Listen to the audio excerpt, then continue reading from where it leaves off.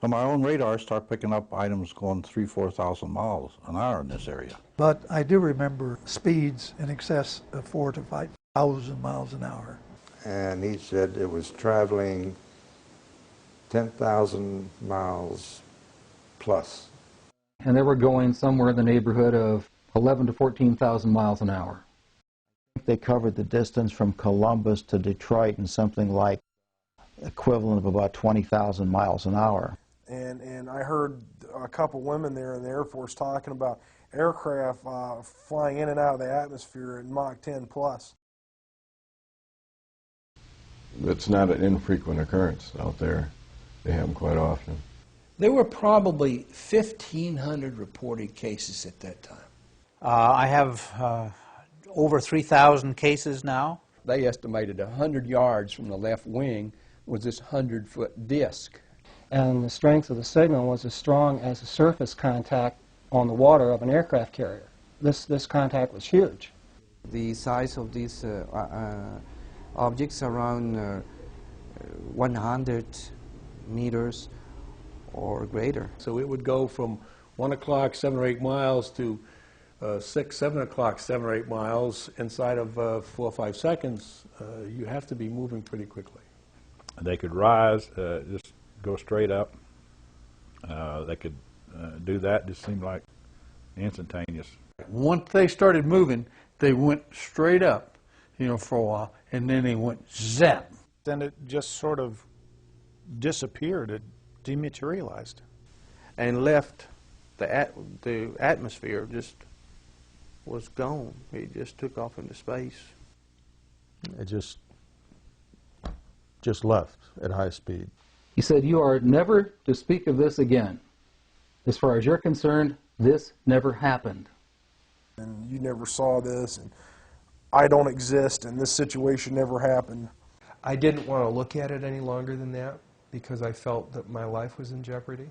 So I was beaten, literally hitting in the ribs and pushed, and I was resisting. And I know Sergeant Bustinza was doing the same thing. Measures have been taken by agencies to terminate people who appear to be inconvenient or troublesome through knowing too much.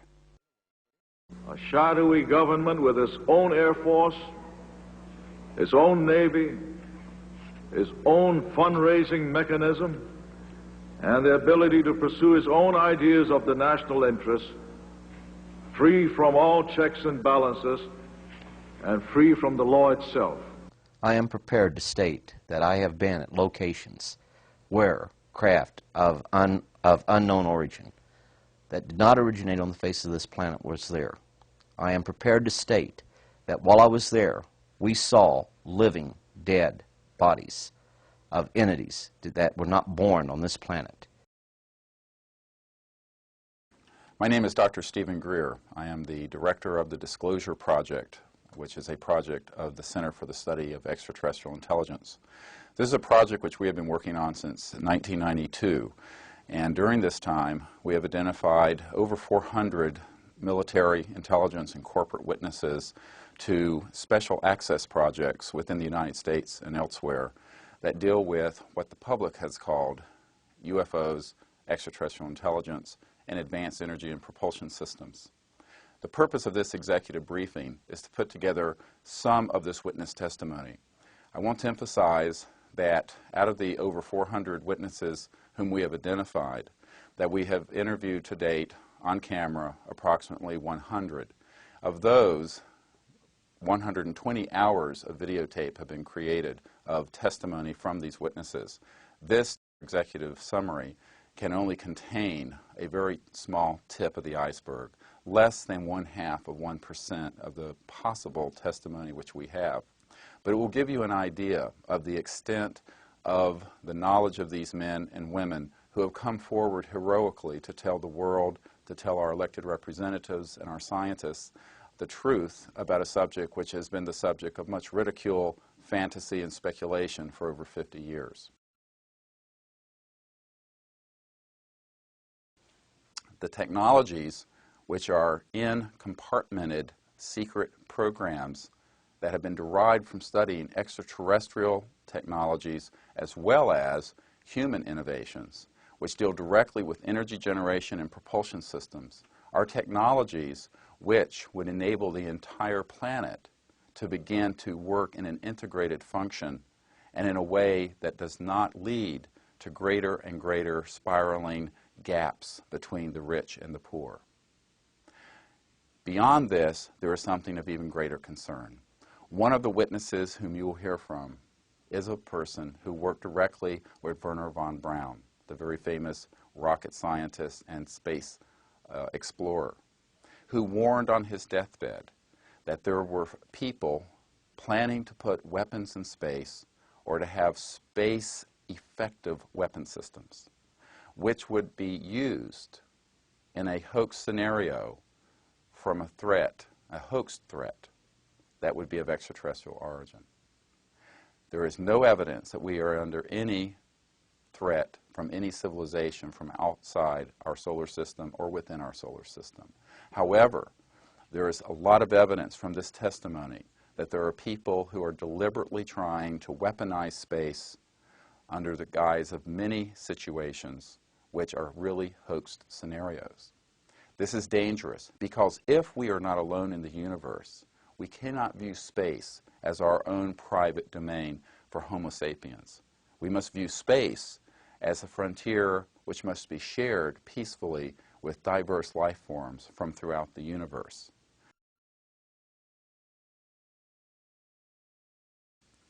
I should emphasize that this human testimony is key, and in a sense is more important than any physical evidence because it is multiple, it is corroborating, and it can not be tossed out in a cavalier fashion.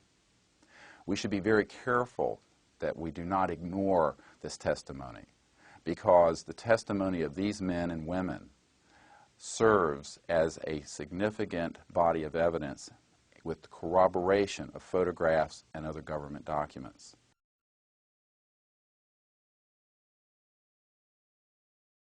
Basically because of my counterintelligence training and police work in an outfit called Office of Special Investigations.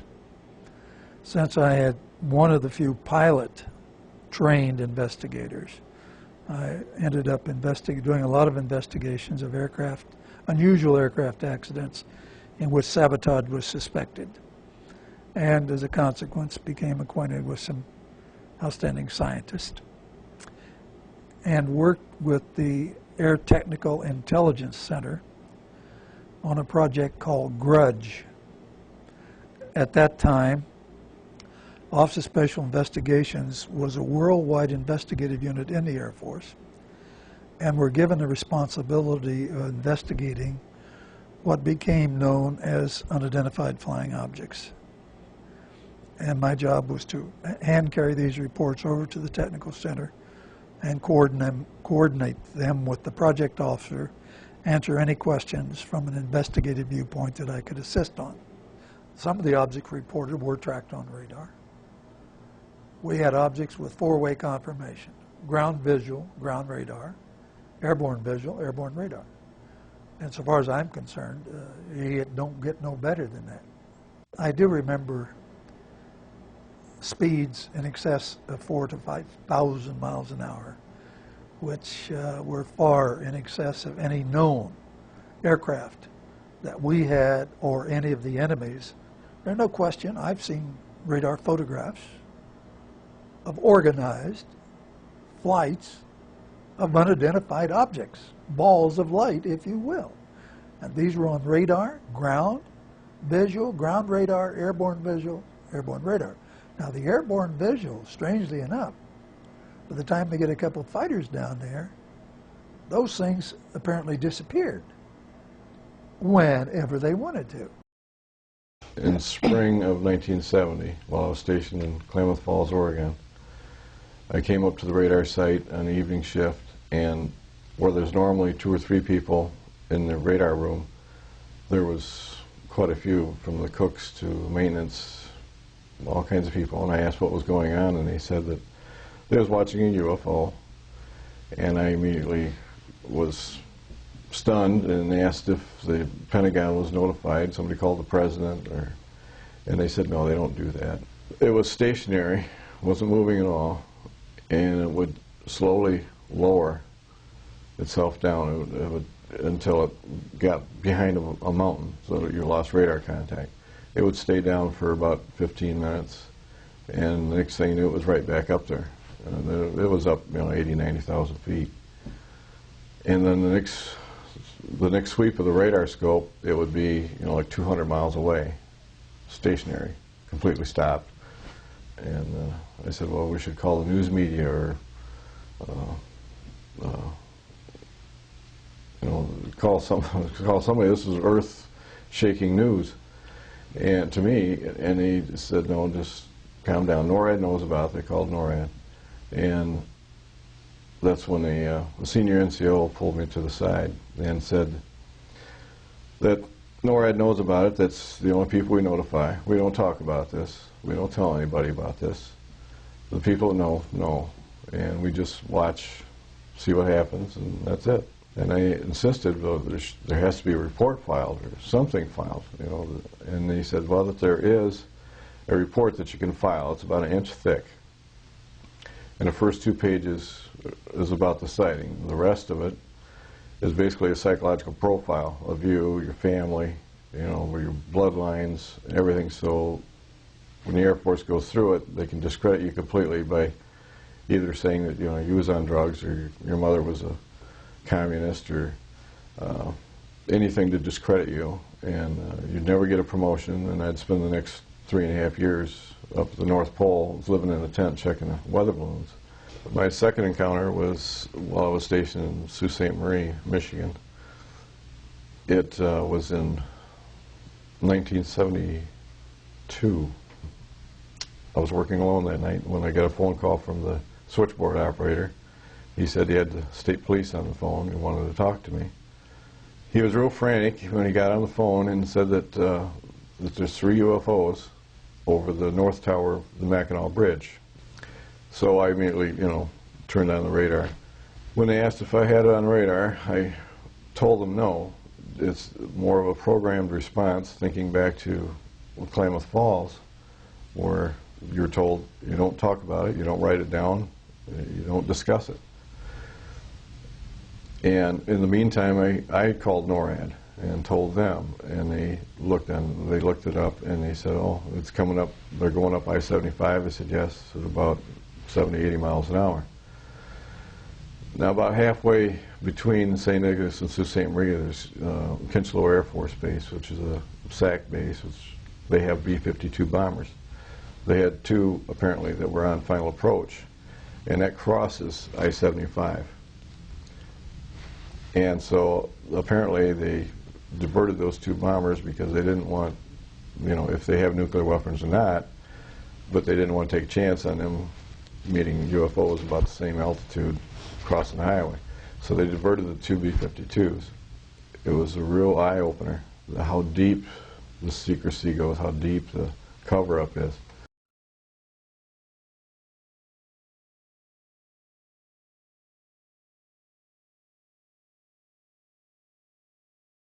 We were flying tankers over England, and London Control asked us to intercept a UFO. And we happened to be done with our refueling mission, and we accepted the assignment. We were on just over the North Sea, and they asked us to fly to the center of England. And we got about, I'm not exactly sure, 20, 30 miles out, and I got it on radar. And it was a very large return. And obviously London Control had it on their radar, and they were vectoring us to this object. And when we got about a mile from it, as a matter of fact, we were diving on the thing, and the whole aircraft was shaking. And it just took off into space at several thousand miles an hour.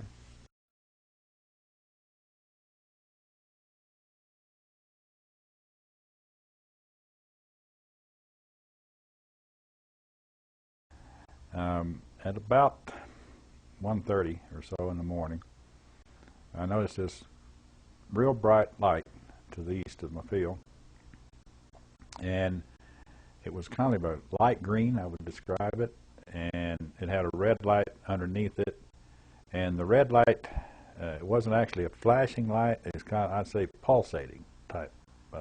Probably be a better description of it. Red underneath. And so we called it down to the air defense people at Los Angeles Air Defense Sector. And at one point in time, they had at least 4 different radar sites that were getting radar returns on these things. And then all of a sudden, there's like 3 more objects, but these 3 stayed like together. They stayed like I don't know if they were formation or what it was, but anyway, these 3 stayed together, and then they stayed there for a little bit, and then they moved down to the south of me and set there stationary a while. And then a little bit later on, there's 3 more appears, but these 3 are individual ones, and so at this point I had like 7 of them.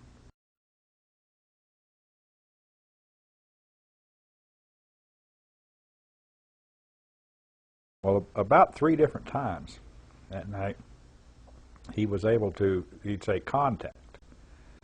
And that contact means he had contact with something on his radar in the cockpit of the aircraft. But these objects played around there for the remainder of my ship, and they just disappeared into the atmosphere. I know it was not a helicopter. I know it was not an airplane. I know it was not a balloon, a weather balloon or any other type of balloon. And I know it was no known aircraft flying object that we know of today.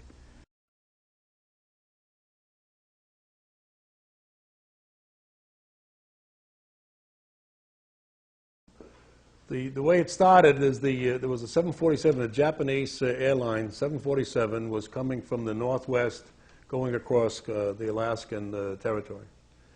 And he was at either 31, 33, or 35,000 feet.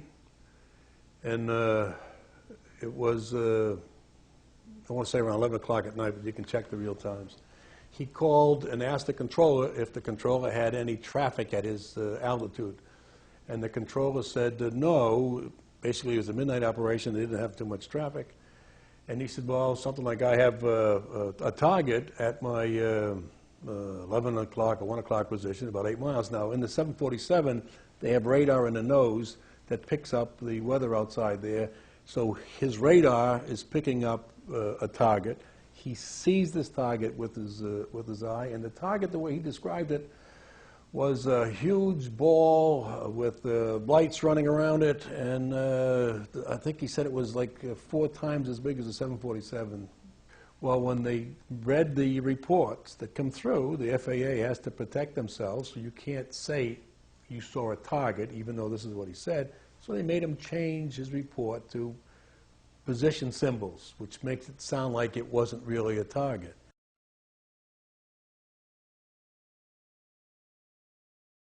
The military controller has what they call height-finding radar, and they have long-range radar and short-range radar. So if they don't catch it on one of their systems, they catch it on the other. And if you listen to the military man, at one time he said, I have it on the height radar, or my range radar, whatever he called it, which indicated that he had a target on his system. The Japanese pilot would say he's now at 11 o'clock, he's now at 1 o'clock, he's now at 3 o'clock, he was bouncing around, this guy here, and when he would say that, the military guy would cut in and say he's now at 2 o'clock or 3 o'clock, and he would confirm the position. So it would go from 1 o'clock, 7 or 8 miles, to 6, 7 o'clock, 7 or 8 miles inside of 4 or 5 seconds. You have to be moving pretty quickly.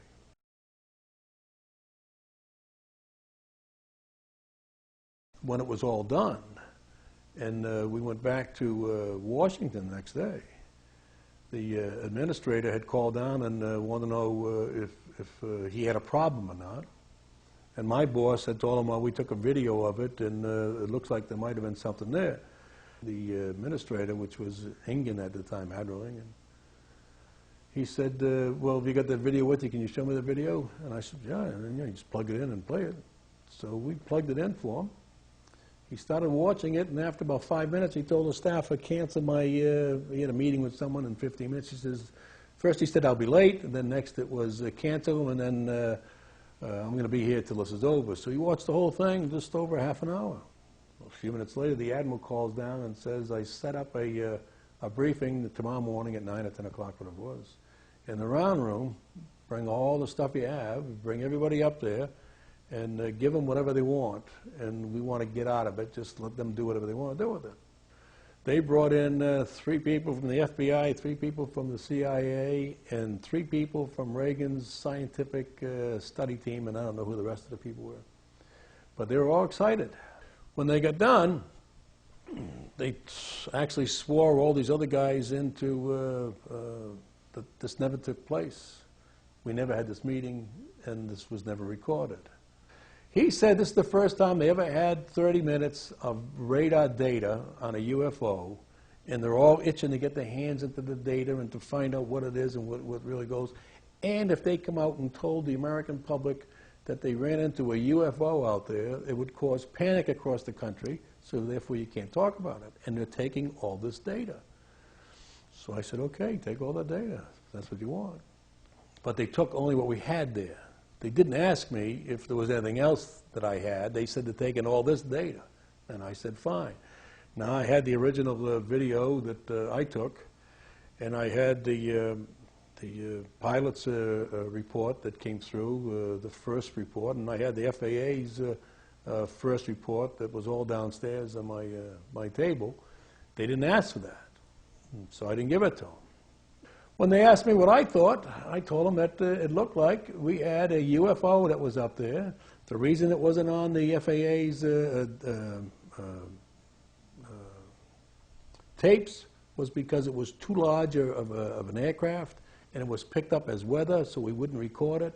That the pilot, the Japanese pilot, seen it. The Japanese pilot drew pictures of it. Eventually, they gave the Japanese pilot a hard time because of what he said he was embarrassing his country. Our military controllers said they seen it. Our FAA controllers said they seen it. Our FAA controllers, after a period of time, came back and said they really didn't see a target. They saw something else, which makes it sound like somebody is helping them fill out their reports, and therefore that looks suspicious. My guess is, because of the way it was, it's not part of the military's operation anymore, that it was a UFO. But who do you tell that you were involved in a UFO incident without them looking at you like you ain't wrapped too tight? This next section of the video, of this briefing tape, is regarding the Strategic Air Command and nuclear facilities. I wish to emphasize that the witnesses we have here, again, are from diverse services.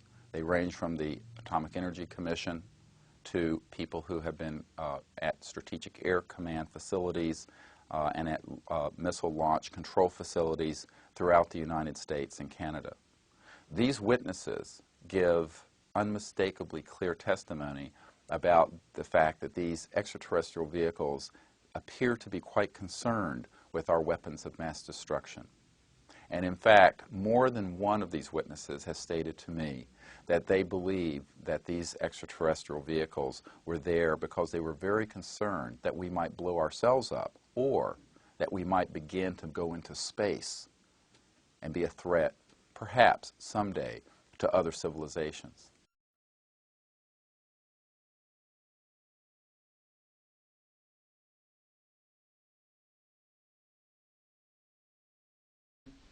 They counted down the missile. We heard engine ignition, lift off. We knew the missile was underway. And we were looking down south, southwest, and the missile popped up through the fog. It was just beautiful. And I hollered, there it is. And our guys on our M45 tracking mount with 180-inch lenses on it got it. And the big BU telescope swung over and got it. And we followed the thing, and sure enough, we could see all 3 stages of powered flight as they burned out and dropped away. And then, of course, to our naked eye, all we saw was a smoke trail going off into subspace as it headed off toward its target, which was Eniwetok Island, Eniwetok Atoll. So we whooped and shouted and heard the film wrap off in the BU telescope and figured, well, that was our first big deal, and we got it. We sent the film back down to Vandenberg, and I don't know exactly how long it was after the event. It might have been a day or two. I was called into Major Mansman's office. at the 1st Strategic Aerospace Division headquarters. And I walked into his office, and they had a screen and a 16mm projector set up. There was a couch, and Major Mansman said, "Sit down," and there were two guys, as I recall, two guys in gray suits, civilian clothes, which was fairly unusual. And Major Mansman said, "Watch this," and turned on the film projector. And I watched the screen, and there was the launch from a day or two before at Big Sur. It was quite exciting because of the length of the telescope. As the Atlas missile entered the frame, we could see the whole third stage, which has two rocket nozzles like this and one in the center, a gimbaled one in the center, fill in our frame from about 160 miles. That was pretty exciting optics. We watched that stage burn out. We watched the second stage burn out. We watched the third stage burn out. And into the frame came something else. It flew into the frame like this, and it shot a beam of light at the warhead, which is represented by my thumb here. Now, remember, all this stuff is flying at several thousand miles an hour. So this thing fires a beam of light at the warhead, hits it, and then this thing flies up like this. Meanwhile, we're all going like this, fires another beam of light, goes around like this, we're going like this, fires another beam of light, goes down like this, fires another beam of light, and then flies out the way it came in. And the warhead tumbles out of space. The object, the points of light that we saw, the warhead and so forth, were traveling through subspace about 60 miles straight up. And they were going somewhere in the neighborhood of 11 to 14,000 miles an hour when this thing caught up to them, flew in, flew around them, went like this, and flew back out. Everything was going about between 11 and 14,000 miles an hour that way. Now, when the lights came on, Major Mansman turned around and looked at me and said, "Were you guys screwing around up there?" And I said, "No, sir." And he said, "What was that?" And I said, "It looks to me like we got a UFO." Major Mansman, who was a very good reader of film, said that the feeling at the time was that it must have been extraterrestrial. That they assumed that the beam of light that struck the warhead, the dummy warhead, was some sort of plasma beam because it looked like a plasma beam.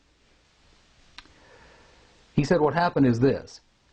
They took the film and they spooled off the part that had the UFO on it, and they took a pair of scissors and cut it off. They put that on a separate reel, they put it in their briefcase, they handed Major Mansman back the rest of the film and said, "Here, I don't need to remind you, Major Mansman, of the severity of a security breach. We'll consider this incident closed." It is July of 1952. And, of course, during that period of time, I made a lot of contacts. I was a staff officer for the Military Liaison Committee between the chairman of the AEC and the Secretary of Defense. And so I became acquainted with not only the Army, Navy, and Air Force, but civilian agencies, the CIA, the National Security Agency, and other contacts which I developed.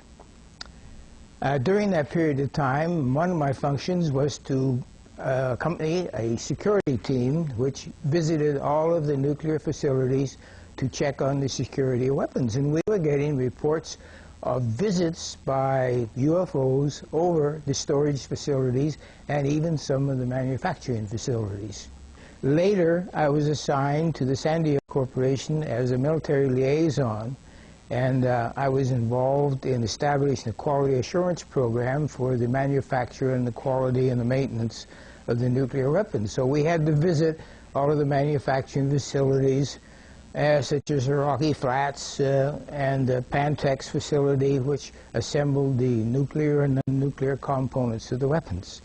And so there again, we observed the UFOs were very much interested in the facilities that we were visiting. Almost cases where the UFOs became identified, at least on a radar or with reports, why they would try to scramble aircraft to intercept them. It was a very aggressive, you might say, response from our own government.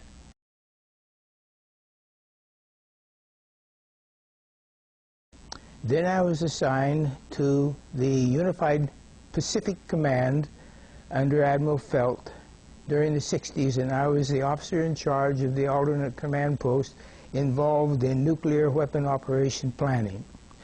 And during this period of time, I also learned of a number of incidents which happened. A couple of nuclear weapons sent into space were destroyed by the extraterrestrials. Our government sent a nuclear weapon for explosion on the moon's surface. It was tended to, as I understand it, to assess some scientific data and reaction and so forth. The idea of any explosion in space by any Earth government was not acceptable to the extraterrestrials, and that has been demonstrated over and over.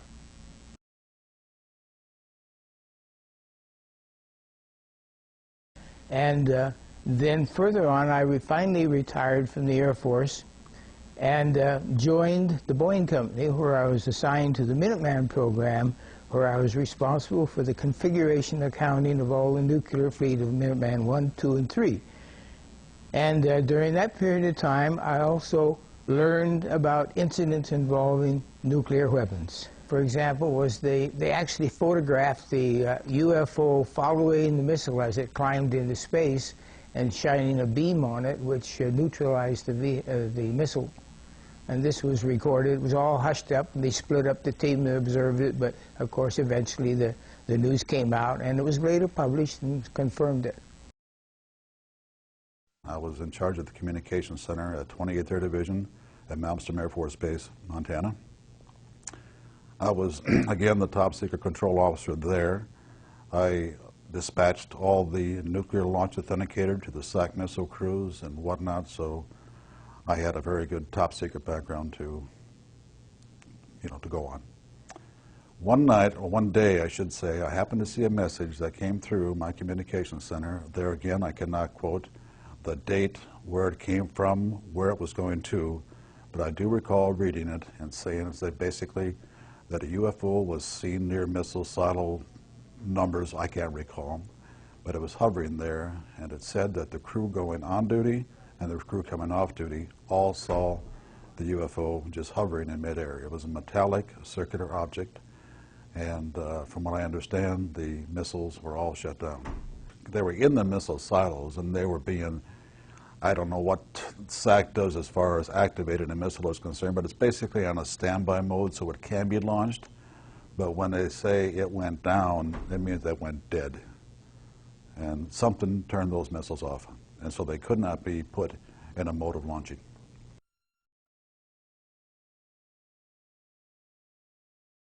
The event, the incident, I guess I call it, is happened on the morning of March 16th, 1967. As I recall, it was early in the morning, and I received a call from my topside security guard, and he said that he and some of the guards had been observing some strange lights flying around the site. It wasn't more than, well, within a few minutes, I'd say, maybe a half hour later. He calls back, and this time he's very frightened. I can tell by the tone of his voice, he's very shook up, and said, "Sir, there's a glowing red object hovering right outside the front gate." He said, "I'm looking at it right now. It's a glowing red object. I've got all the men out here with their weapons drawn." And of course, he was all shook up while he was telling me this. He was very excited. I immediately went over to my commander, who was taking a nap. We have a little cot down there in a rest period. And I was telling him about the telephone call we just received. And as I was relating this to him, our missiles started shutting down one by one.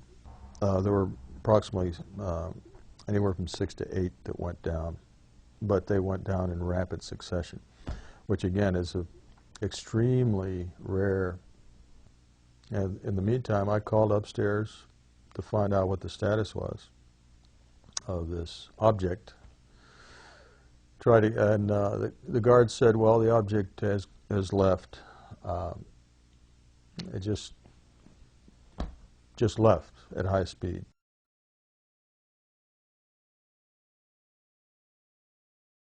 Echo Flight is another squadron, about, I'd say, 50, 60 miles away from our location. But they had the same sort of thing happen. They had UFOs that were hovering not the launch control facility, but the actual launch facilities where the missiles are actually located. They had some maintenance and security people out there at the time, and they were observed. The UFOs were observed by these people out at those sites. Now, they lost all 10 of their weapons. So that morning, we lost anywhere from, 16 to 18 ICBMs. At the same time, UFOs were in the area and were observed by airmen. This incident was of extreme concern to SAC headquarters because they couldn't explain it. Nobody could explain what happened. There is another incident that happened just within a week of this, a week after, where there were radar reports and quite a few more witnesses.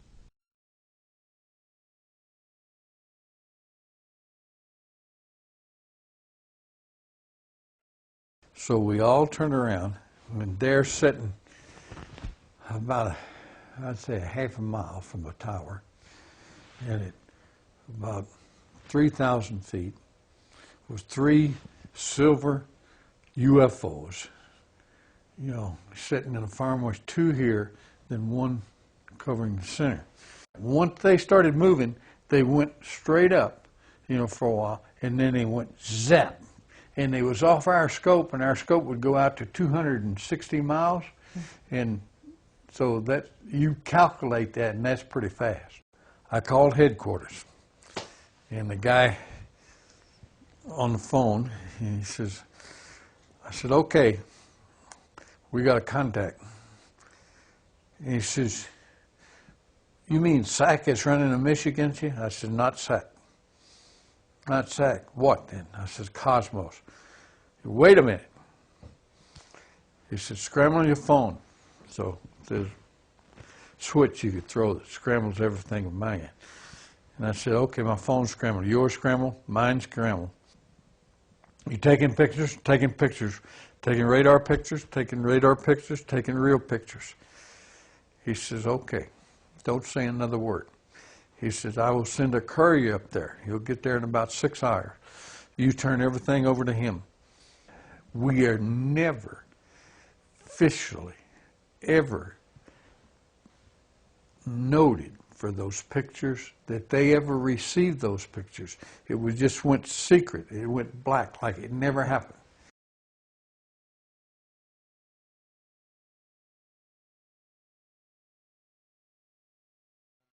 I was on mid-watch during my second med cruise, and it was about sometime between midnight and 2 o'clock. And I had a contact come on the radar scope.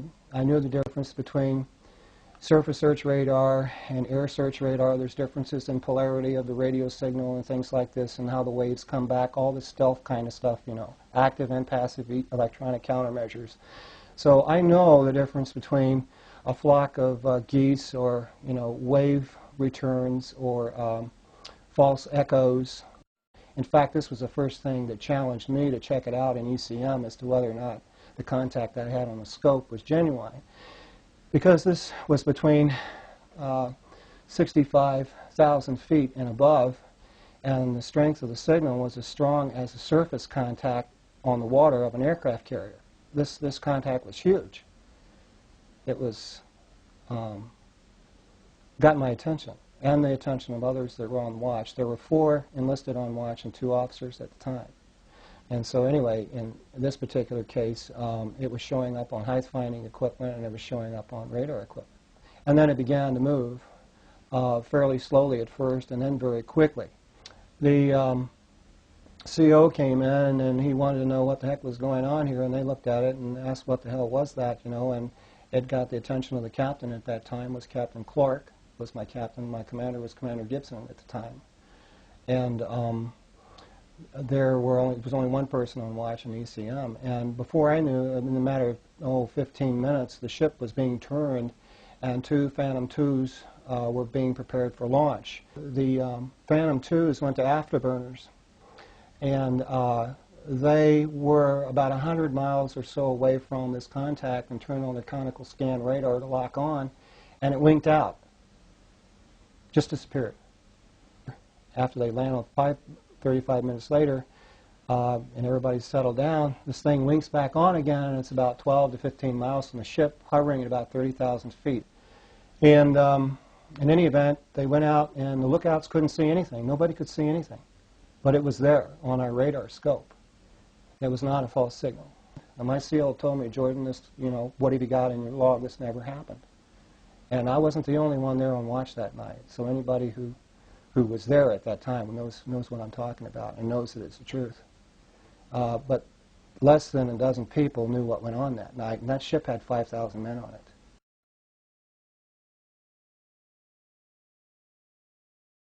There were documents that I have seen that refer to the Roosevelt having several instances of UFO flyovers, and particularly after they took on board nuclear weapons. And I was on board when they did take those on for the first time.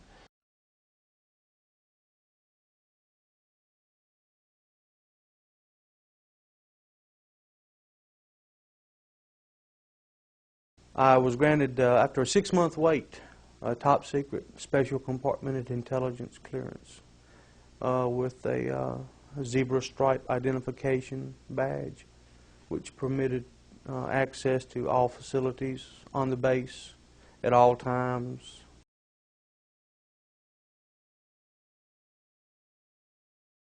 It's the highest level of alert that the Navy has or had at that time for dealing with generally dealing with global nuclear threats. When you set a condition zebra, whether it's a drill or not, people who are not authorized to be there who do not have a zebra access badge, it's a zebra stripe badge on your clearance badge, they have to leave the command facility, and we have Marines stationed outside the building there, in the building and as well as outside, that were under orders to shoot any unauthorized personnel that remained in the command center. They would announce it beforehand, this is a drill, set condition zebra. And unauthorized personnel would be escorted out of the command center if they didn't already know that they had to leave. But they turned the lights down this time, and they didn't say this is a drill. There's a door right here, and this guy, the Marine, comes in and wants to know what's going on. Is this a drill or so forth? They've got orders to start shooting people. And I know because I actually got the junior OOD's attention and said, hey, you guys need to tell this guy something. He's ready to start shooting people, because they haven't told him to stand down yet, and which he did. And I remember, wanting to just get the hell out of there. We had contact with an unidentified flying object that had entered our airspace. And at that point, when Admiral Train found out that it wasn't the Soviets, and that he wanted to know were the Soviets responding to this threat also, that was the moment that he gave authorization to put 2 planes up to go see what this thing was. Pilots, you could hear the pilots' live voice transmissions being piped into the command center, visual confirmation on the object, description of the objects.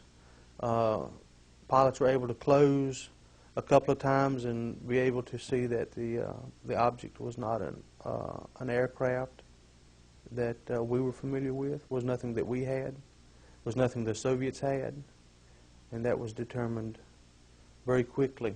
This thing absolutely had complete control of the situation and could just be wherever it wanted to be just in a matter of seconds.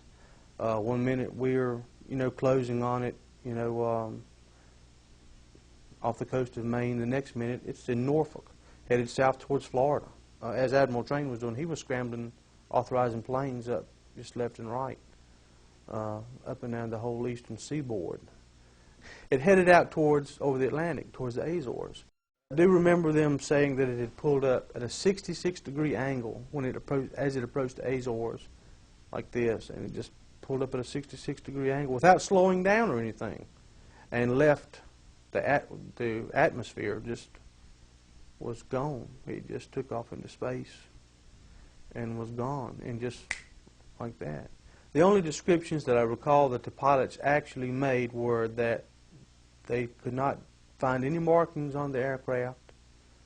They could not find any visible signs that the thing had wings, a tail, windows, a cockpit, or anything like that, or any markings from any country.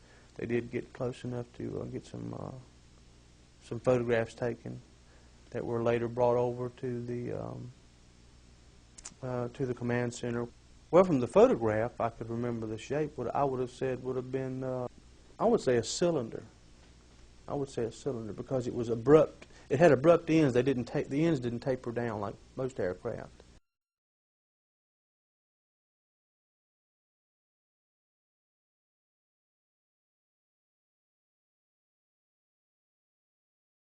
This day, that particular day, I walked into the photo lab in the restricted area, and this was between missions.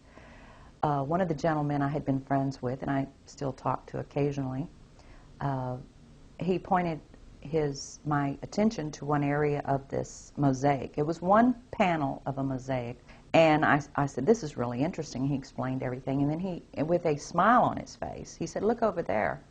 And I looked, and in one of the photo panels, I saw a round white dot. And at the time, it was very crisp, very sharp lines on it. And I said to him, what is that? Is that a dot on the emulsion?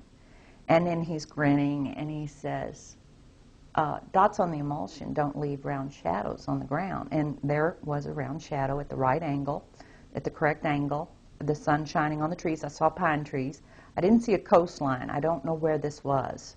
But I looked at him, and I was pretty startled because I'd worked out there several years and never seen anything like this, never heard of anything like this. And I said, "Is this a UFO?" And he's smiling at me, and he says, "I can't tell you that. I can't tell you that." What I knew he meant was it was, but he couldn't tell me. So I said, "What are you going to do with this information?" And he said, "Well, we always have to airbrush them out before we sell them to the public." And I was just amazed that they had a protocol in place for getting rid of UFO pictures.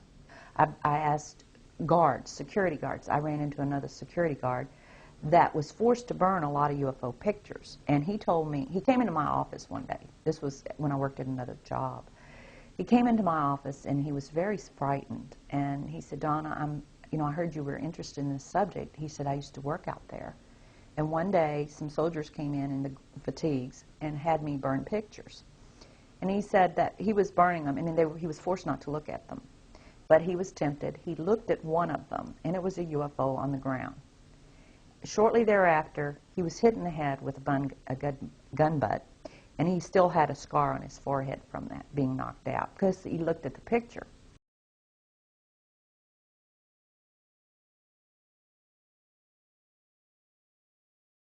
And we get quite a bit of information about the sightings. We get drawings of what the vehicles look like, whether they landed or not, whether they saw any people with them, extraterrestrials, things like that. And we would get pictures in of the supposedly AVM or satellite areas. And once in a while, an anomaly would show up on the picture that didn't belong there. A round object, a triangular object. They were not markings put on the photograph that indicate some place or anything like that. These were above ground. They were not part of the picture.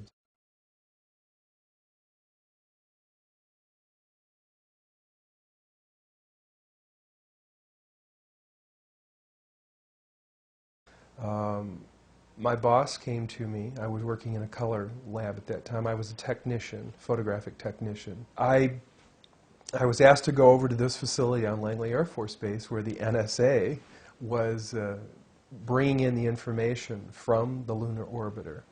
And so I packed up some tools. I went over. I went into the facility. A couple of officers took me into this hangar. It was a very large hangar. So they took me into this laboratory. I took a look at the equipment. There was an airman second class in there. I was an airman second class as well.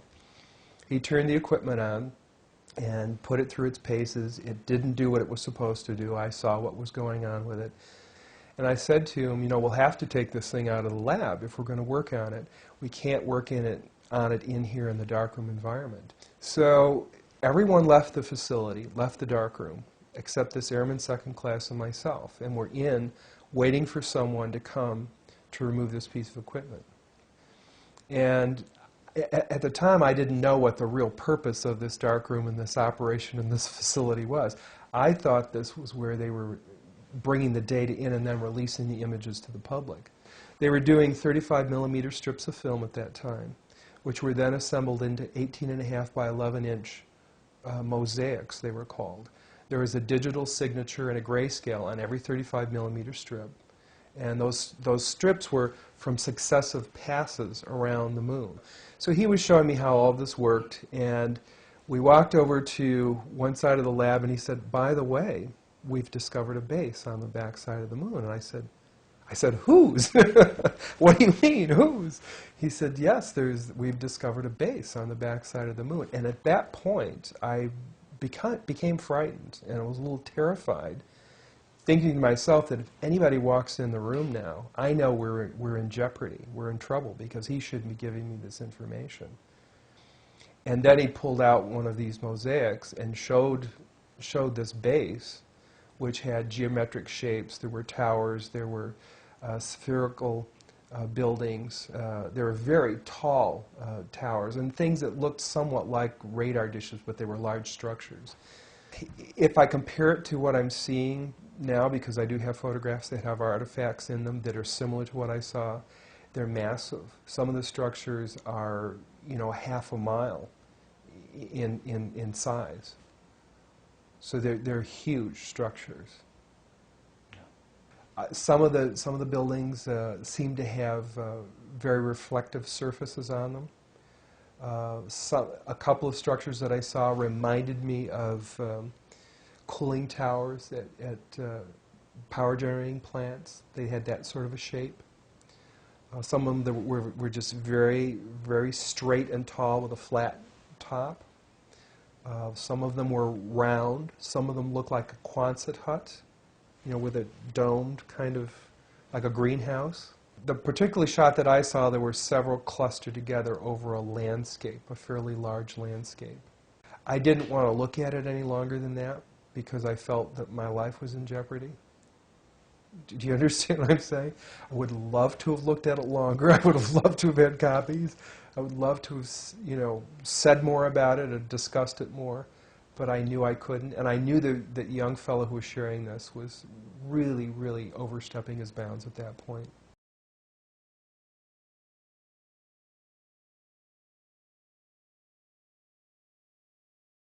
They said, we were going to show you a film that might help you best put into perspective what you gentlemen have witnessed and help you maybe put it to bed a little bit for yourselves. This thing went all the way up to the space program. It showed, and I swear to God, it showed structures on the moon, these box kind of things that looked sand-colored. It showed that lunar car moving around. I remember those clearly because I remember being a child when all that was happening, but them at a distance pointing, astronauts pointing at these box-looking things, structured objects moving off the surface of the moon, filmed by definite Apollo missions.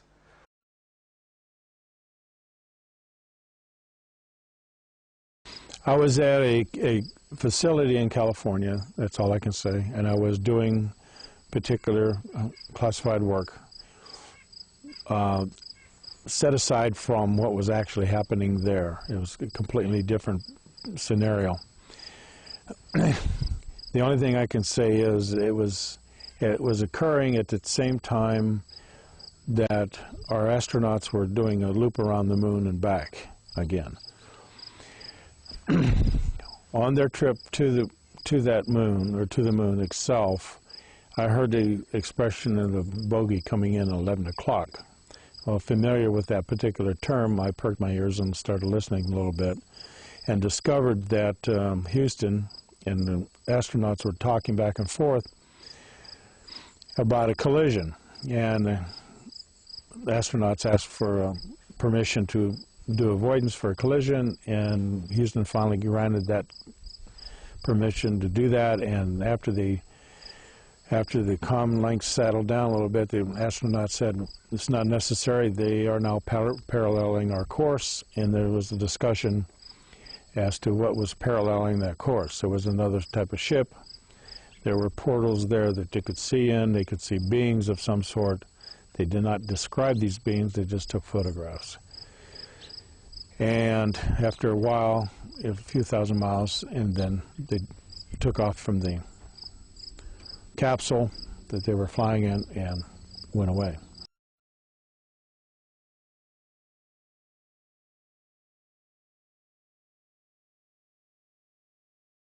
Now, during this next section of the videotape, you will hear from people who have been involved in events where objects of extraterrestrial origin have landed or have crashed or been forced down and which have been retrieved.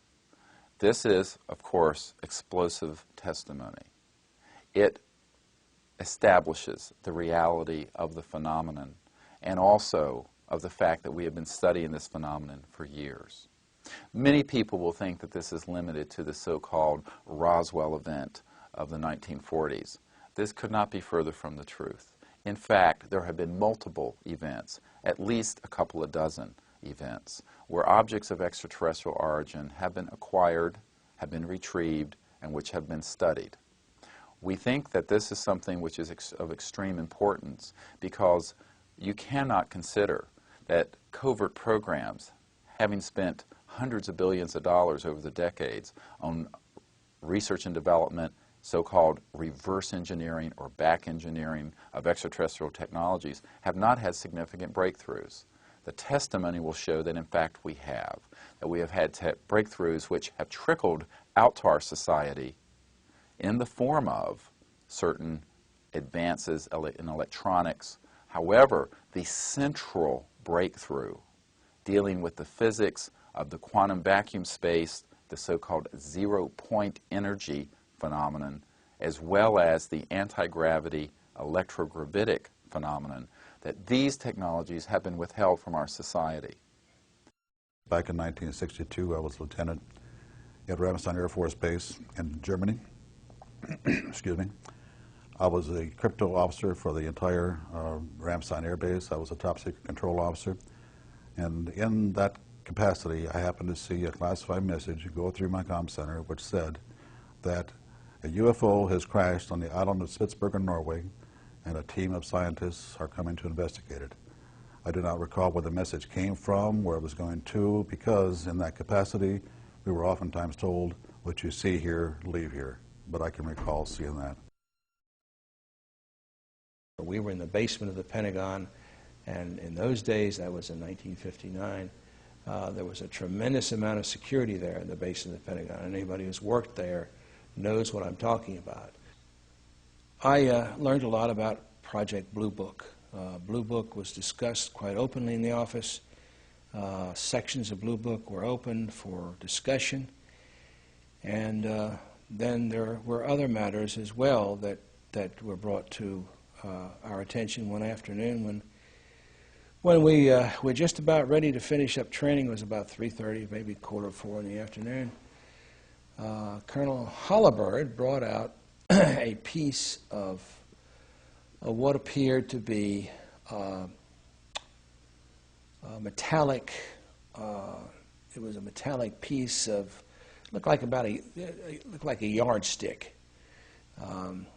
It had deciphering. It had encryption on it. He did describe them as being symbols of instruction, and that's as far as he would go. But he did infer that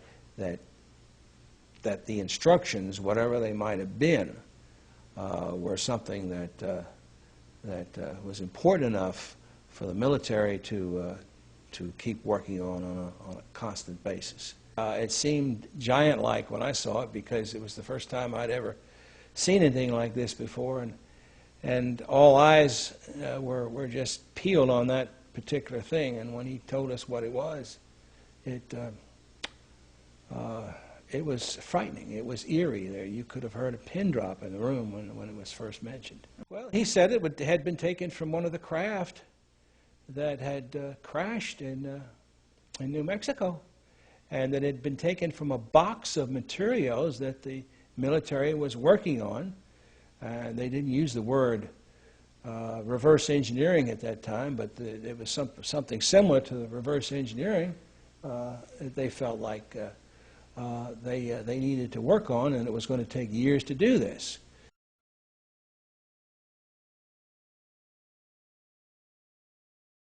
Extraterrestrial bodies, yes. There were either 3 or 5, and they didn't even know at that point, because some of the information that they had gotten apparently was incomplete. But 3 or 5 stands out in my mind as the number that were taken. One was alive, partially alive at the time that this happened, and I do not know what may have happened to him after that.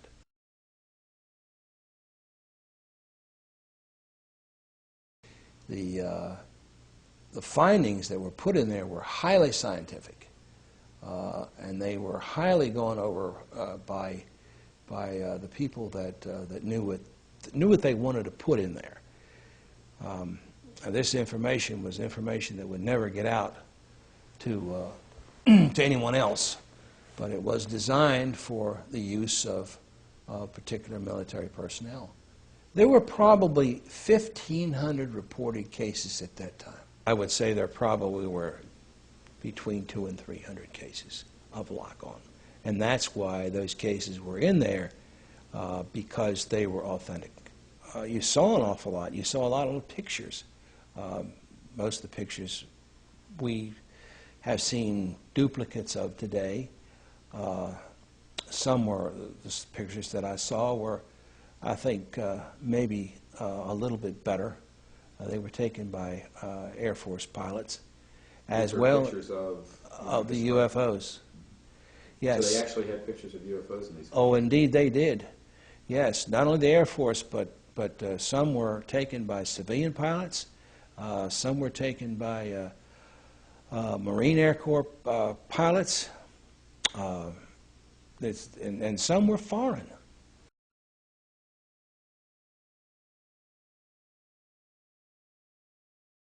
The whole process of dealing with the UFO phenomenon could not be handled anymore by one agency, and so in order to keep it alive, and I guess as cheaply as possible, it was given to various and sundry parts of the government to work on, and I guess they thought that they could also keep the intelligence factor as secret as possible by giving little agencies a little bit here and a little bit there, and that oftentimes is done with matters like this. But what happened was Eisenhower got sold out. I think that he realized that all of a sudden this matter is going into the control of corporations. He realized that he was losing control. He realized that the phenomenon of whatever it was that we were faced with was not going to be in the best hands, and those were as far as I can remember, that was the expression that was used. It's not going to be in the best hands, and so it has turned out to be.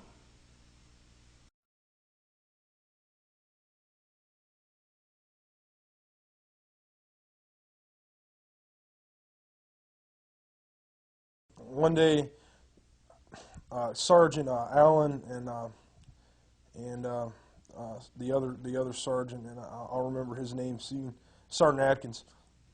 They were, and Sergeant Montalegre, and they came to us and said, "Look, we got a situation where we have an aircraft crash that's possibly friendly, and they need us to go and secure the crash site. And well, we found the area really easy because there was a huge gash in the land where something had crashed. Everything was burned, and it was like if you had almost cut like a warm butter with a knife. I mean, it was just, it's like something on fire or had or some kind of energy, like a laser almost had like gutted. I mean, it was really strange, and basically we were the first ones to see the object. And basically what happened is we didn't go straight up the hill, because basically this thing went up the hill and then off into the side of the ravine or the ridge. This is about a 200-foot ridge at least. It was buried in the side of the cliff.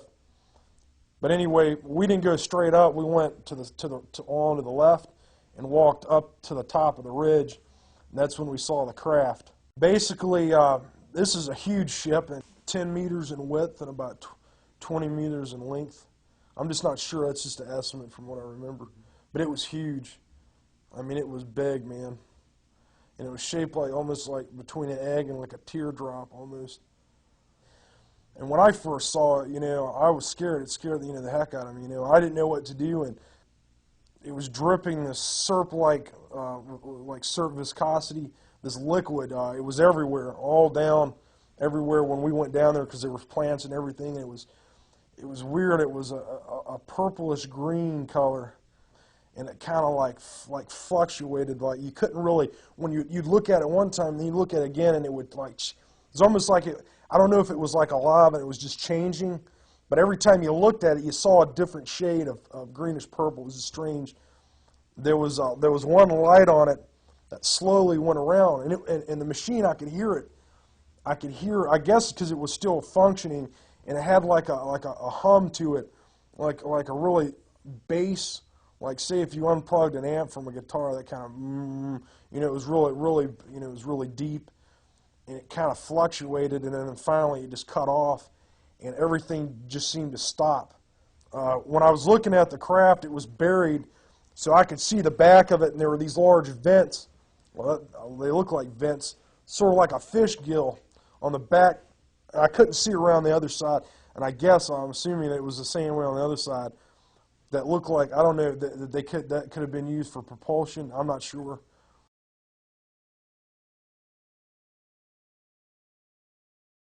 In Stinger School, they teach you about all different kinds of aircraft and stuff like that. And I knew a lot of aircraft anyway, because I like reading about aircraft and data and that stuff. And well, essentially, when I saw it, I'm like, man, this is nothing that I know of. When I saw the aircraft, it had been hit by something that had took it out. This is what I think happened: is we shot it down. The Peruvians shot it down. The other guys knew it was flying.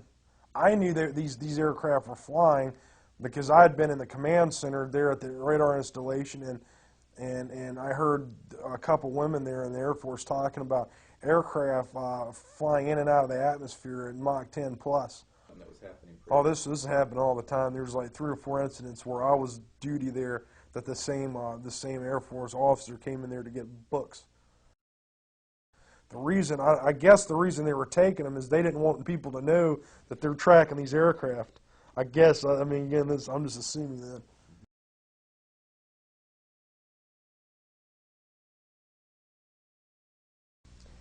And this particular morning, when I went into the command post, I was met by the head of the command post, and he said that it's been a very exciting evening, that we've had UFOs in the, over the McGuire all night, and that one had apparently landed or possibly crashed at Fort Dix, and that when a military policeman came upon the alien, that he had pulled out a gun and shot them. And I said, a foreigner, an alien? I was a little bit confused by him saying alien. He says, no, an alien from outer space. He was very specific about the fact that an alien from outer space had been shot at Fort Dix, and that it had run away after being wounded and headed for McGuire. Now, McGuire and Fort Dix just have a fence between them. And this alien supposedly climbed the fence or went under it or whatever and got to McGuire and died out on the end of the runway. And the security police were out there and had captured the body, so to speak, and were guarding it. And he said that a C-141 from Wright-Patterson was coming in to pick up the plane. So I was like, you know, my gosh, what's going on here? And he says, we want you to brief this at the, you know, stand-up general briefing this morning and explain what happened to everybody. And I was like, you want me to tell General Tom Sadler and everybody in the command post that, you know, we captured an alien?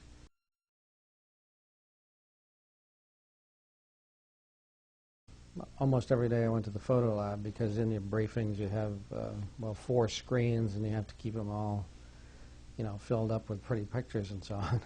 And there they indicated that they had taken pictures of something extraordinary. And I said, well, let me see them. And the sergeant was handing it to me, and his master sergeant says he can't see those. So all I know is that they had some pictures that I wasn't allowed to see. But normally, being the general's briefer, I had never been, you know, stopped from seeing any pictures that they had previously. Now, one interesting thing is many of the key personnel on the base at that time who had a connection to this, with this, were quickly transferred from the wing commander on down.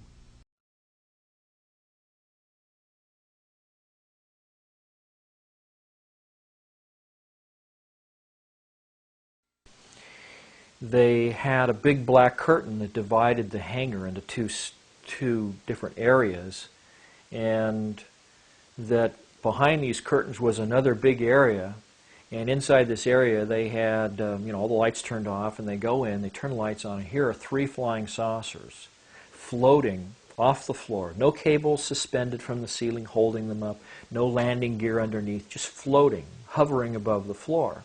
And they had little exhibits. They had a TV, a little videotape running showing the smallest of the 3 vehicles sitting out in the desert, presumably over a dry lake bed at some place like Area 51. And it showed this vehicle making 3 little quick hopping motions like that, and then accelerating straight up and out of sight until you couldn't see it, and completely disappearing from view in just a couple of seconds. I mean, just boom, no sound, no sonic boom, nothing. They had a cutaway illustration, pretty much like the one I'll show you in a little bit, that showed what the internal components of this vehicle were. And they had some of the panels taken off so you could actually look in and see oxygen tanks and a little robotic arm that could extend out from the side of the vehicle for collecting samples and things. So obviously, this is a vehicle that not only is capable of flying around through the atmosphere, but it's also capable of going out to space and collecting samples. And it's using a type of propulsion system that doesn't make any noise. As far as he could see, it had no moving parts, and didn't have any exhaust gases or fuel to be expended. It was just there, hovering. Well, the synthetic vision system that's on the AR, well, what they called the Alien Reproduction Vehicle, it was also nicknamed the Flux Liner. This anti-gravity propulsion system, this flying saucer, one of 3 that were in this hangar at Norton Air Force Base. This synthetic vision system uses the same kind of technology as the gun slaving system that they have in the Apache helicopter, except in this case you have 2 cameras, and it picks any pair of the cameras in that pattern of 6 that are around the circumference, including the one on the top. Whichever pair most closely matches the orientation of the pilot's head. This shows the cutaway. You can see the 4 ejection seats. Actually, there are 2 facing us, but there are also 2 that are sort of facing away from us on the other side of that central column. You can see the oxygen tanks down here in the corner that actually go all the way around the inside of the skirt. There's also another set of oxygen tanks that are inside the crew compartment sphere. Brad said a couple things about this system. Now, I should also describe, he said there were 3 vehicles. The first one, the smallest one, the one was partially taken apart, the one that was shown in the video that was running in this hangar, November 12, 1988 at Norton Air Force Base, was about 24 feet in diameter at its widest part, right at the base of that flange. The next biggest one was 60 feet in diameter at the base.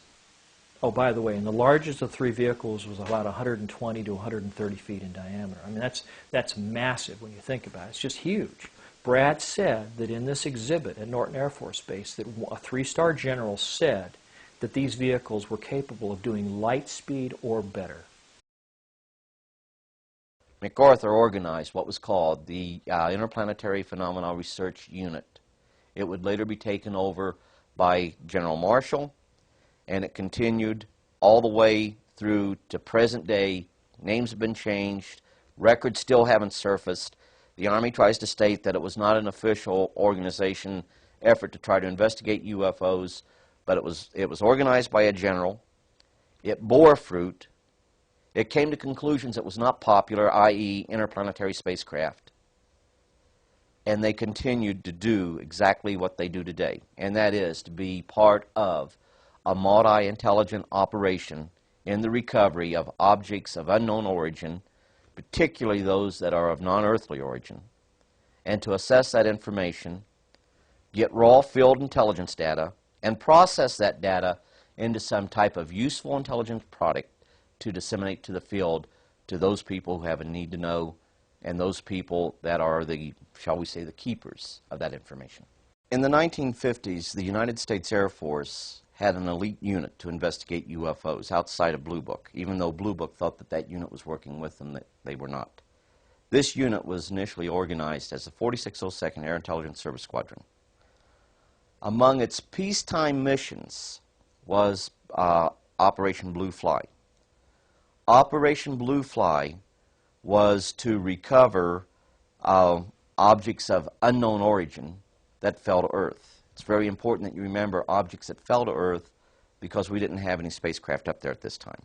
Later it would be expanded in 1957 to cover all objects of unknown or all objects of unknown origin, and it would become part of what they would call in the 1957 October time frame Project Moondust. In short, under Moondust, under Blue Fly, we have recovered alien debris, not of this Earth.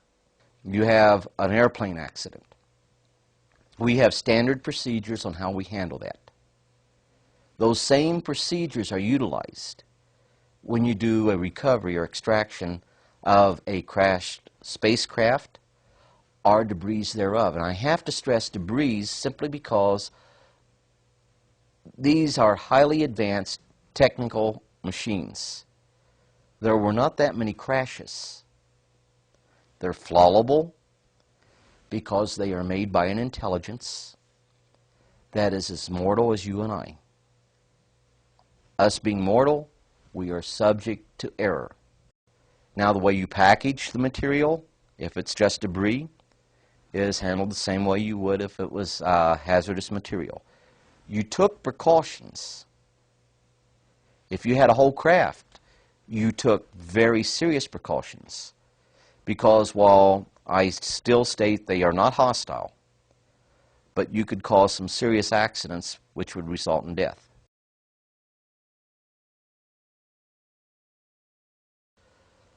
We were informed that there had only been a couple of dozen, tops, that there were several in the 40s, in the early 50s. And once again, to make it perfectly clear about those events that took place there, and I mean, it sounds crazy, but their guidance system, our radar wreaked havoc on, and they had to make adjustments to their guidance systems for that.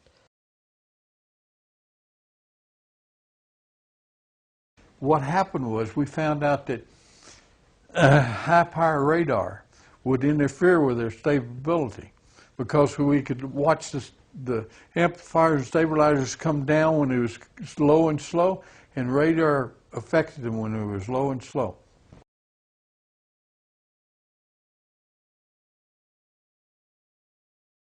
we tracked it. We were tracking it at the time, and we were successful in damaging it enough where it crashed.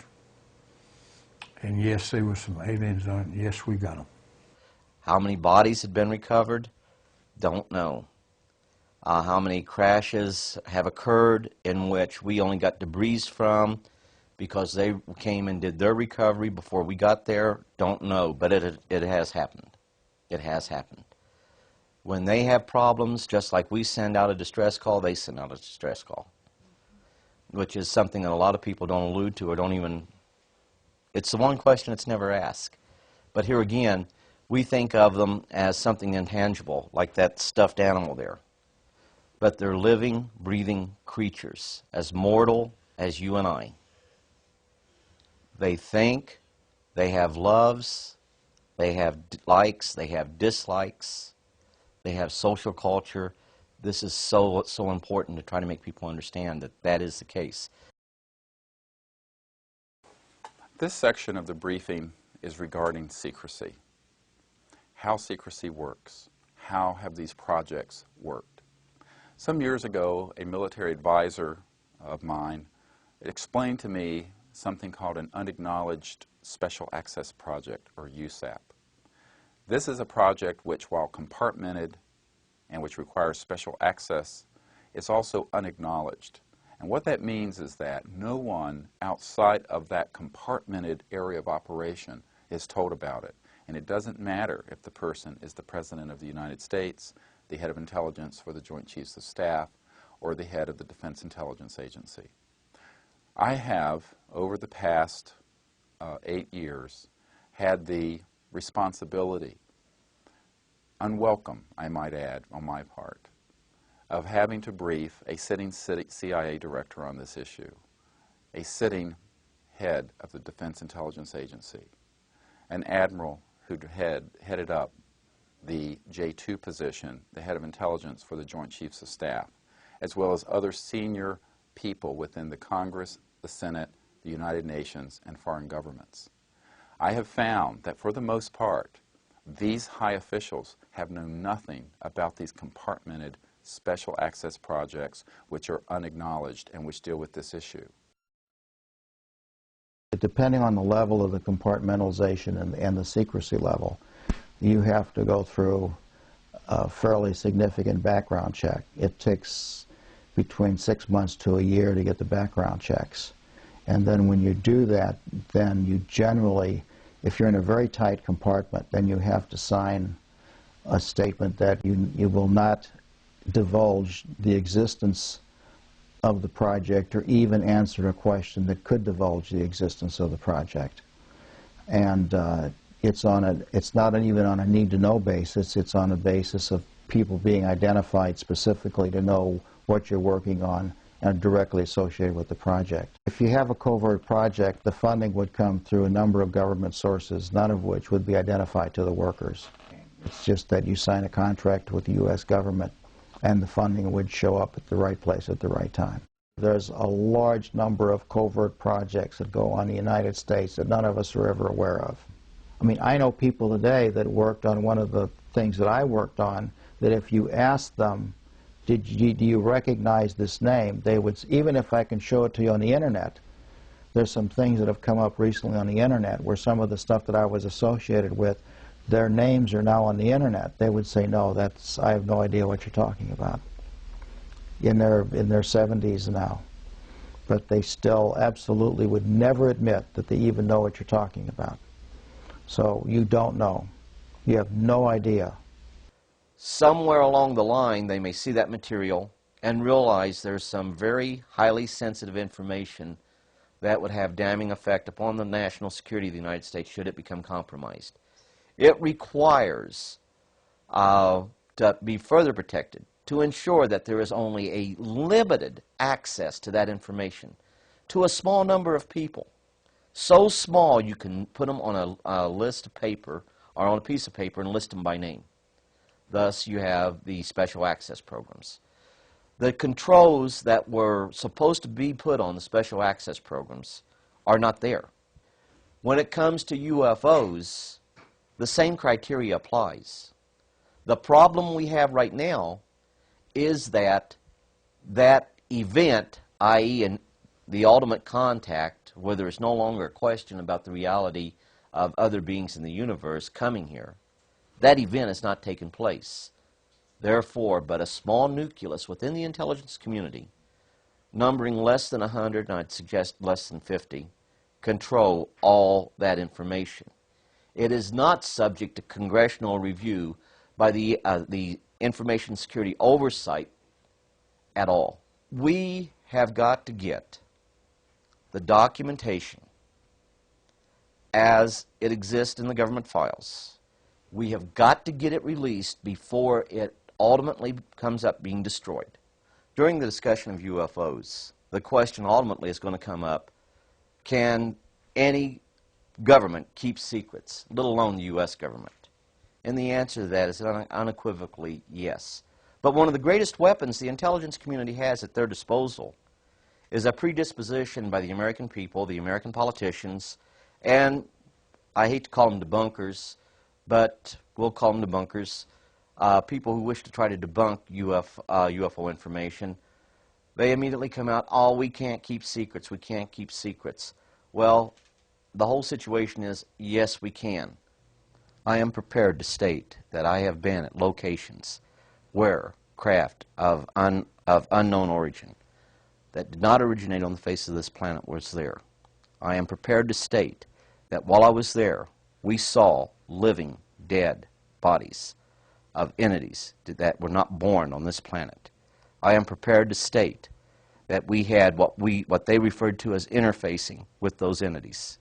I am prepared to state that the situation is they have a school to try to indoctrinate people. I never went to that school. I always refused.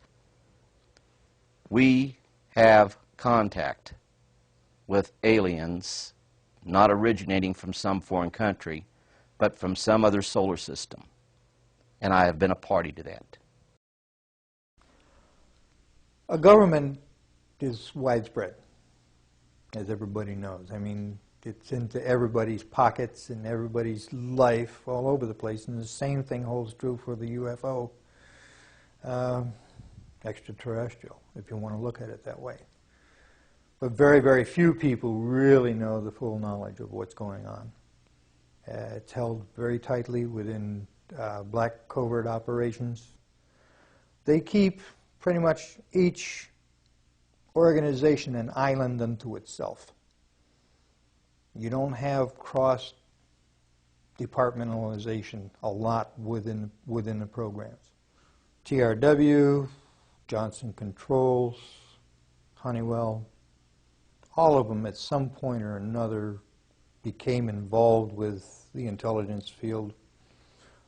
Certain works, some of Phil Corso's early back engineering projects. If you will look into those, Atlantic Research was one of them, way back. Entities that were created out of people in the Pentagon to become a quote-unquote Beltway bandit. Received projects, grants, and monies to do certain projects that were so highly classified, even though, you know, there was only a top secret, but so compartmentalized that, you know, only about 4 people would know what was going on. But as far as UFO and intelligence and extraterrestrial goes, it's right at the top. And I would say that the President has such limited knowledge of it. I know Carter did not have any knowledge whatsoever. And I worked right there with the organization, President Carter's organization. This is in January 21st. Actually, the meeting, I guess, took place on January 22nd of 1977. And President Carter, after his inauguration the previous day, called the Director of Central Intelligence in and informed him that the President wanted to have access to the classified documents relating to unidentified flying objects and the potential existence of extraterrestrial intelligence. At that time, the Director of Central Intelligence, George Bush Sr., informed the President that Mr. Bush was not going to release this information to the President. In fact, Jimmy Carter was not brought into the loop. They, for some reason, the group, the control group, they don't trust the guy for some reason. They don't trust Jimmy Carter. They were afraid that he would come out and make statements, blanketed statements to the news media. And the truth is, they have hidden things like UFO and extraterrestrial information from us for years. Not just the current era, but back before the 1900s. There's about 38 levels above top secret. The highest is cosmic. That's, okay, I'll tell you right now, that's UFOs, aliens, and particleization. Now, like you heard a while ago, there's only probably about 25 people in the world that know things that are known at that level. No president has had that level, has ever been cleared for that level. Eisenhower was the closest. One that did not exist, it was so secret, was the NRO. You couldn't mention NRO, the National Reconnaissance Organization. NRO, National Reconnaissance Office, basically run by the Air Force. The Reconnaissance Office, from my understanding of people that I've had contacts with since I retired, has taken on a lot more responsibility, particularly towards UFO and extraterrestrial activities. Almost you could say that they picked up where Blue Book dropped off. Eisenhower wanted somebody to be in charge. He tried the CIA director, and it didn't work. CIA was working primarily for itself. Most of the intelligence directors of the services were working for themselves. So he said, I want it to be independent. I want it to be civilian. I want it to be some of our top scientists. And so it was organized under the name, the NRO. If you're on that level, there's an organization worldwide called ACIO. That's Alien Contact Intelligence Organization. If you pay your dues and you follow the rules, you can benefit, your government is allowed to benefit from that organization's information.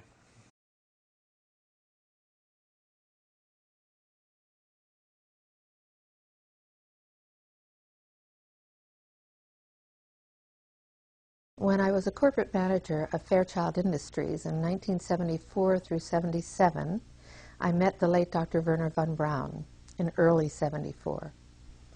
At that time, von Braun was dying of cancer, but he assured me that he would live a few more years in order to tell me about the game that was being played, that game being the effort to weaponize space, to control the Earth from space and space itself.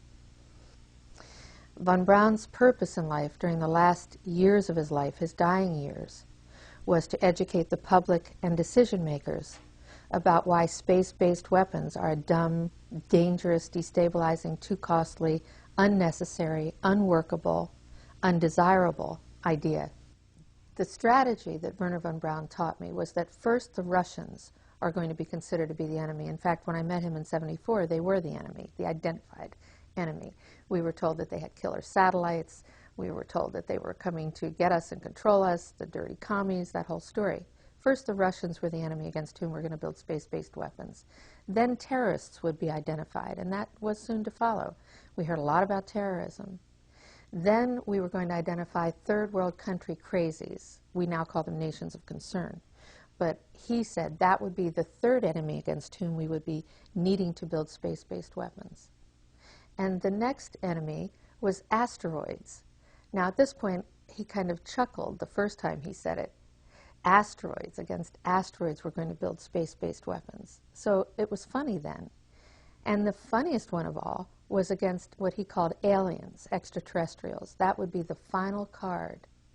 And over and over and over, during the 4 years that I knew him and was giving his speeches for him, he would bring up that last card. And remember, Carol, the last card is the alien card. We're going to have to build space-based weapons against aliens. And all of it, he said, is a lie. He didn't mention a timeline, but he said that it was going to be speeding up faster than anybody could possibly imagine. That the effort to put weapons in space was not only based on a lie, but would accelerate past the point of people even understanding it until it was already up there and too late. In 1977, I was at a meeting in Fairchild Industries in a conference room called the War Room. This is 1977. And they were talking about creating a war in the Gulf region when there was $25 billion in the space-based weapons program that yet had not been identified. It wasn't called the Strategic Defense Initiative, at least, until 1983. This weapons system then had obviously been going on for some time that I didn't know anything about. So I stood up in this meeting in 1977 and it said, I'd like to know why we're talking about space-based weapons against these enemies. I'd like to know more about this. Would somebody tell me what this is about? Nobody answered. They went on with this meeting as though I hadn't said anything. The ballistic missile defense system is probably a pipe dream in the sense that if what it's designed for is that you know where it's coming from.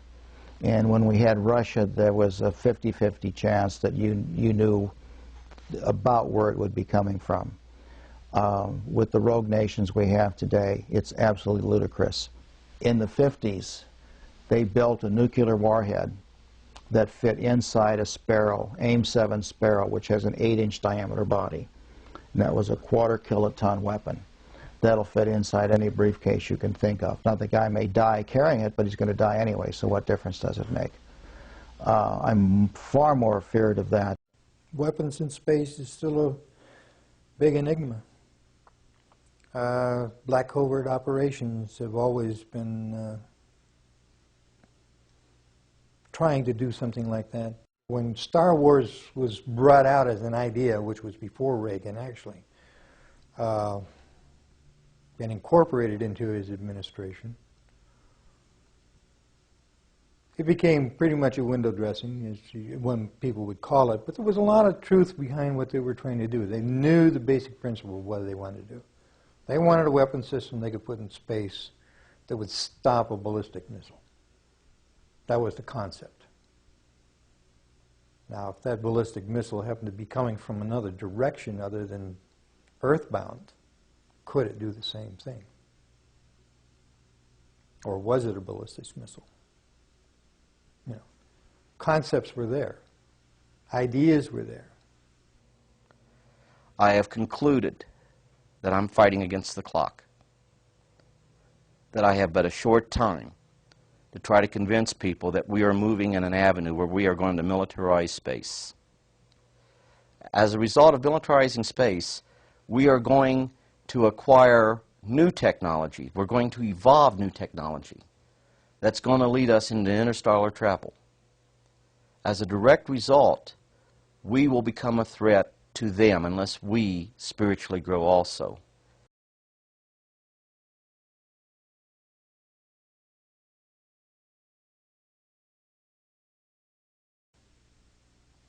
I noticed the satellite's positionings. I said, now this is supposed to be a system that tracks radar anomalies on Earth, right? You know, the whole thing, the movement. Yep, that's what it does. And I said, so why are half of them pointed towards the outer space? Towards the moon, towards areas that are just blank space? Well, I don't know, was the reply. He says, never thought about it. I says, well, at least half of those satellites you got up there aren't looking at Earth. I said, what are they looking for?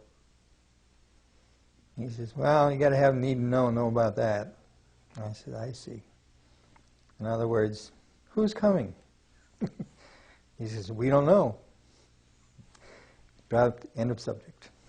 There was a fear then that of something out there. It became a very big concern. asteroids, UFOs, people coming from other places. Paranoia was also there within the government. You know, at certain levels, you could feel it. You knew it was happening. Would they tell the truth about it? I doubt it. So when I hear that there's a possible threat of extraterrestrials, and I look at the history of thousands of years of possible visitations, recorded history, and when I hear now the stories of the disclosures of honest military intelligence industry people who have had experiences with UFOs, with crashes and landings, with live or dead bodies of extraterrestrial beings, people from out in the universes. And if I'm ever told that these are enemies against whom we have to build space-based weapon systems, based on my own personal experience of having worked in the military-industrial complex on weapon systems and military strategy, I'm going to know it's a lie.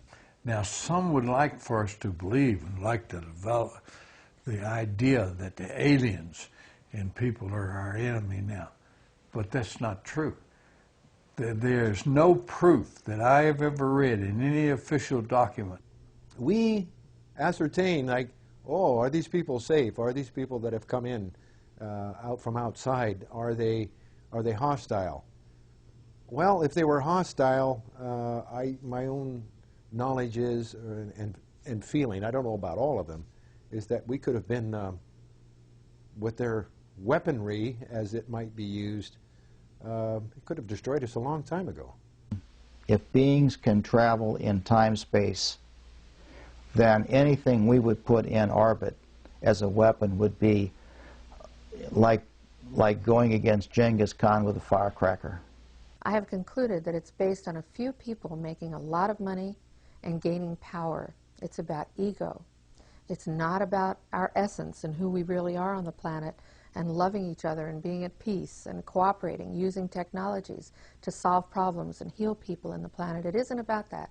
It's about a few people who really are playing an old, dangerous, costly game for their own pocketbooks and power struggle. That's all it is. And I believe that this entire space-based weapons game is initiated right here in the United States of America. And what I hope is that with the new administration, I hope that this information that's being disclosed will allow the new administration to do what is right, which is to transform the war game into a space game, so that we use the technologies that are available, not just as spin-offs of war technology, but as direct technological applications to building a cooperative space system that will benefit the entire world. We know that these unacknowledged special access projects have used intimidation, have used threats, and at times people have been killed to maintain this secrecy. I know that this is an extreme statement to make, but I am convinced from talking to not one, but dozens of military and intelligence men and women that this type of intimidation and threatening behavior has happened and continues to happen. I think this is something which is unacceptable in a democracy and in our society. He told us we could not talk about this to anyone, including any of the other crews, our spouses, our family, even amongst each other. So we could not discuss this at all. It had been discussed with me on numerous occasions. Talked about what could happen to me militarily and what could happen to me even if I discussed this as a civilian. Anything to discredit you, and you'd never get a promotion, and I'd spend the next 3.5 years up at the North Pole living in a tent checking the weather balloons. I've made no money from this. I've got nothing but pain and suffering out of it, out of talking about it. I've been harassed at my home. This was used against me partially in losing a job once in teaching. I've had a hell of a time after I've told this story, but I continue to tell the story because I think it's important for people to understand that this sort of shit goes on in the government. if their military personnel were to talk about this, they could be court-martialed, or at least threatened to be court-martialed, to get them to back down and to scare them. And other intimidations would be to hold their paychecks back, transfer them to other bases where a lot of people would not want to go to, like Alaska. These two gentlemen began to question me about this event. And I remember, you know, saying to them, they were being pretty rough, you know, about it, to be honest with you. And I remember telling them, literally putting my hands up and going, "Wait a minute, fellas, I'm on your side." You know, whoa, just a minute, because they were not really nice. They were very intimidating and made it quite clear to the point that nothing that was seen, heard, or witnessed that transpired during that was to leave this building. You not to say a word to it about your coworkers, and off base. You just forget everything you may have seen or heard or whatever concerned with this. It didn't happen. My logbook, I never did see that again. I know we had a new logbook the next day, a brand spanking new one to start with, and that disappeared. They gave me this document where for 5 years it was absolutely out of the question. I could not leave the country under any circumstances whatsoever.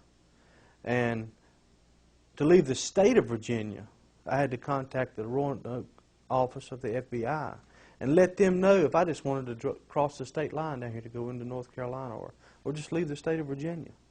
I had to let the FBI know about it. And that was for 5 years after I was discharged.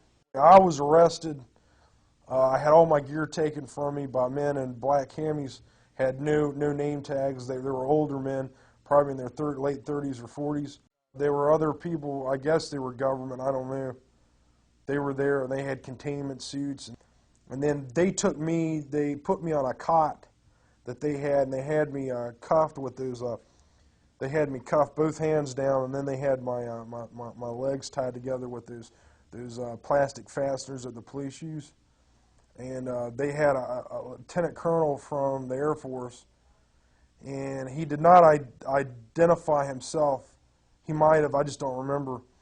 And he told me, if we just took you out in the jungle, they'd never find you out there. And I'm like, well, and I didn't want to say, I didn't want to test him to see if he'd really do that. So I said, yeah.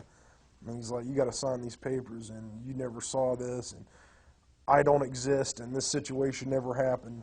And if you tell anybody, you'll just come up missing. And he was a real abrasive, just a cynical asshole, I guess is the best way to put it. Measures have been taken by agencies to terminate people who appear to be inconvenient or troublesome through knowing too much. I would go interview people that claimed they had seen something and try to convince them they hadn't seen something, or they were, hallucinating or something. Well, if that didn't work, another team would come in and give all the threats and threaten them, their family, and so on and so forth. And they would be in charge of discrediting them, make them look foolish, or so on and so forth. Now, if that didn't work, then there was another team that put an end to that problem, one way or the other. Secretary of Defense Forstall was the first real powerful known person that was eliminated because he was going to release the information. And nobody has ever paid for that crime. That crime has never been really thoroughly investigated by forces to see what happened to him. But most people know that he was thrown out the window of the hospital, and he wasn't killed by being thrown out the window, but he never got up alive. He was talking about being erased. And I said, man, what do you mean erased? He said, yes. He said, you will be erased. I said, how do you know all this? Or something to that effect. And he said, I know. He said they'll go after not only you. He said they'll go after your family. Now, those were his words. And they're yelling at me, and they're hollering and cursing, and you didn't see anything, you know, and we'll do you and your whole goddamn family. And they're you know, it was basically that for about 8 or 9 hours. These guys, they're just off on their own. There's no oversight, no control, and they just do whatever they want. They don't, I mean, and they're evil, man. These people are evil. In the military, they do ridicule you, because I was ridiculed a few times. I was told I would never make Master Sergeant. I was on orders for tech, but I was told I would never make Master Sergeant if I brought this crap up again. The pilots that had seen things and talked about it, some of them were let go. Some of them released from their flying and treated as nutcases and things like that. I don't know, it's sort of strange, but we send people to prison. We send people to their death because of eyewitness accounts of crimes. Our legal system is based on that to a large degree. Yet, in my following of unusual aerial phenomenon for the past 50 years, there seems to be some reason to discredit very viable and very reputable witnesses when they say something is unidentified. Now, one of the things that I've found is that the way it's been kept secret to a big extent is the fact of through ridicule. If it always had been just top secret, I think most of the world would know about it. At times I used to carry nuclear weapons. And in other words, I was mentally fit to carry nuclear weapons, but I'm not mentally fit if I see a UFO. Well, this criticism and this ridicule has, I think, done more to keep the story coming out than almost anything else.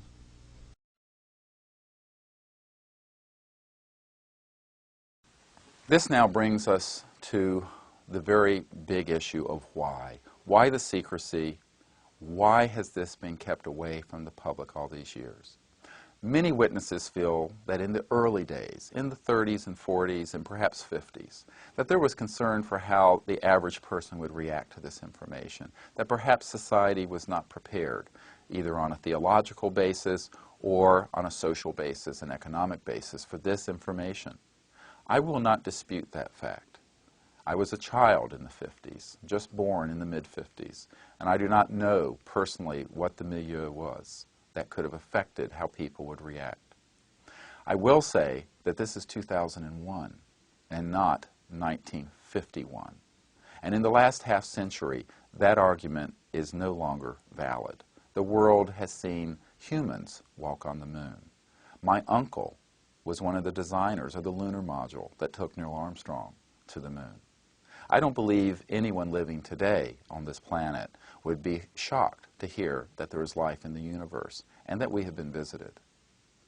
I do think that the reasons for secrecy evolved in the 50s up to this date, and they have much more to do with the economic order and the fact that the technologies related to these extraterrestrial vehicles, as well as human breakthroughs unrelated to these extraterrestrial vehicles, have given us energy and propulsion systems within the black budget, compartmented, unacknowledged world, which would have a significant beneficial effect for the world, but would have a deleterious short-term effect for certain special interests.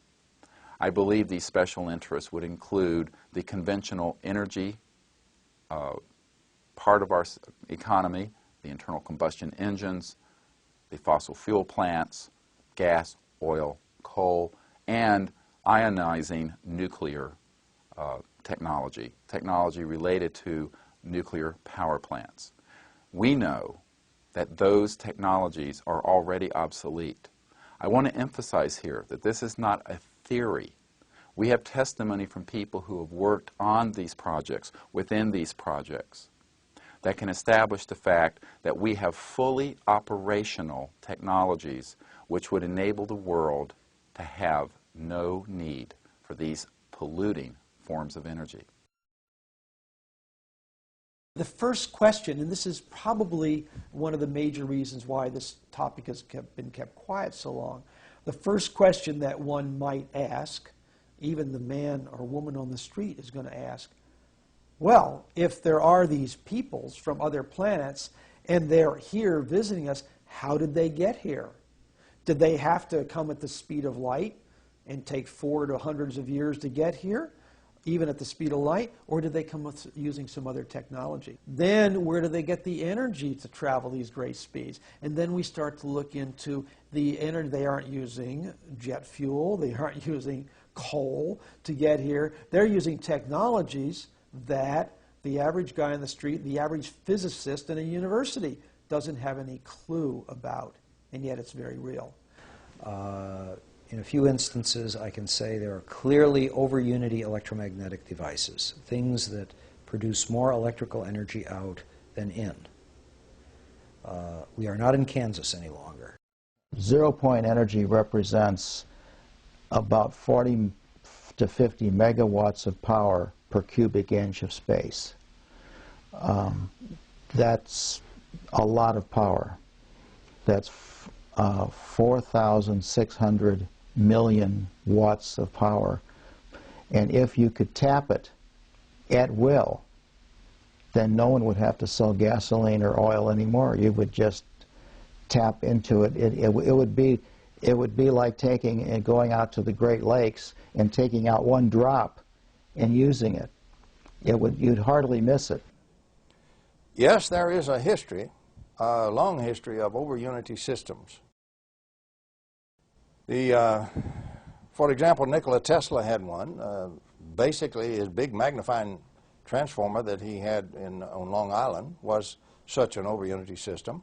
So this was one thing we established from the study of the foundations of electromagnetics. You are permitted to have electromagnetic systems that power themselves and their load, and you don't have to put in the energy. They take it from the vacuum, the active vacuum. The bottom line of this is if we'll initiate the negative entropy and let it go, it's just like you punched a hole in the ground and you got a big gusher of oil. You don't have to furnish the pressure and you don't have to furnish the oil. Here it comes. Well, if you have one of these units, you know, that's about 16 inches long and about 8 inches high and about 10 inches wide, then you don't need to plug into Kit Carson, the local electric company.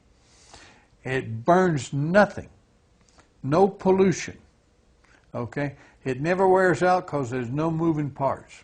What the people in power right now don't want us to know is that this free energy is available to everybody.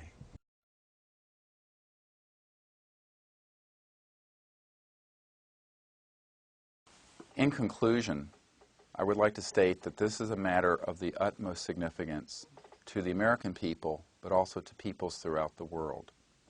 We can establish now that we are not alone. It can be proven that there are technologies which could give us a new and sustainable civilization. And we are certain that the secrecy surrounding this issue constitutes a threat to the national security and to the security of the whole entire world. This whole project of bringing this out in the open will probably take other people too.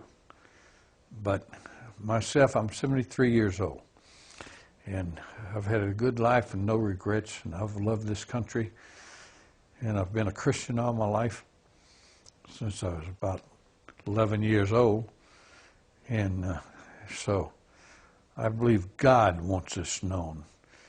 And I believe the cosmos wants this known. It still bothers me that I've seen all this, I know all this, and like I'm walking around like with the answer, and nobody wants to ask the question to get the answer, and it kind of irritates me a little bit. It's about time for them to just come forward and say, hey, this is it. It's a truth that the entire world has to be informed about, and that truth is man is not alone.